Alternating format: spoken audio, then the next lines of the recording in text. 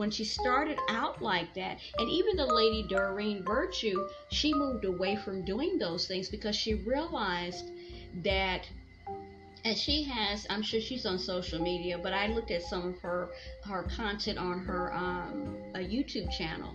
She was saying that actually she realized that what she was doing, um, there was deception there, and I didn't realize that. I was kind of surprised because I thought she was still doing it. She was still, whatever. But she has a lot of content about that, why she doesn't do it anymore. A lot about extraterrestrials and what she actually believes they are. And I've spoken on that. But back to this young lady, she started out about angel guides and guardian angels, and then it just seemed like she took a very, and I don't think it's just an exception.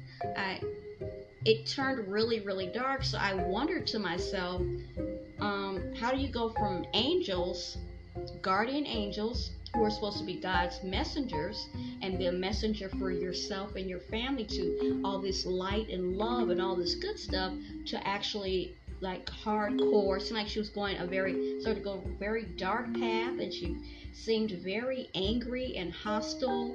And it was just when you were in her, it got to the point when I was in her presence, I started to feel very uncomfortable. And it got to the point where I remember her coming in, to me to talk, and she didn't say anything. She just kept staring at me. And I just felt very uncomfortable, and I started talking to her to try to get her to talk. She just seemed, something was happening to her, and it wasn't good.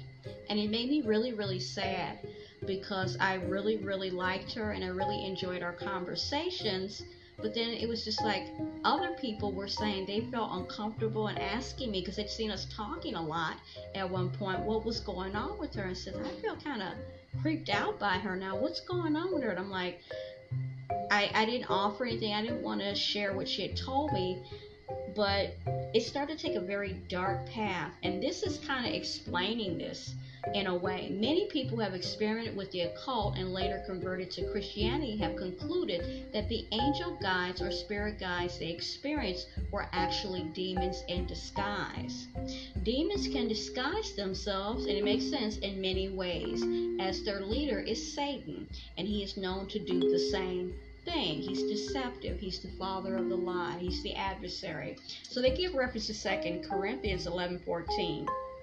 So it says, as this 2 Corinthians passage reminds us, the devil can masquerade as an angel of light and goodness.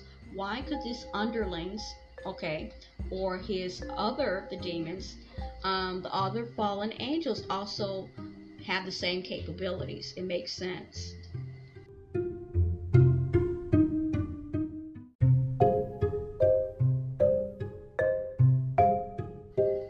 The second thing about this is that they are a type of angel numbers, are a type of fortune telling. You'll see one common pattern if you scan the list of numbers and meanings on that angel number site, which is wellandgood.com. They all talk about what will happen in the future, on what you need to focus on and anticipate. Now, the Bible is very clear in its stance against fortune telling and consulting with mediums and witches. And one particular reference is at Exodus 22:18.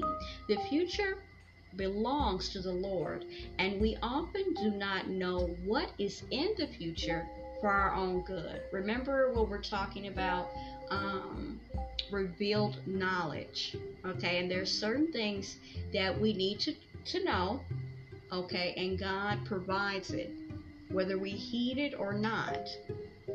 He provides it, and then there's unrevealed knowledge, which are things that are only the Lord, and His Son know, and it's for a reason, That's what got Adam and Eve in trouble. They wanted to be like God, and they wanted to know, have that knowledge of good and evil, things that they really could not handle, to be honest with you,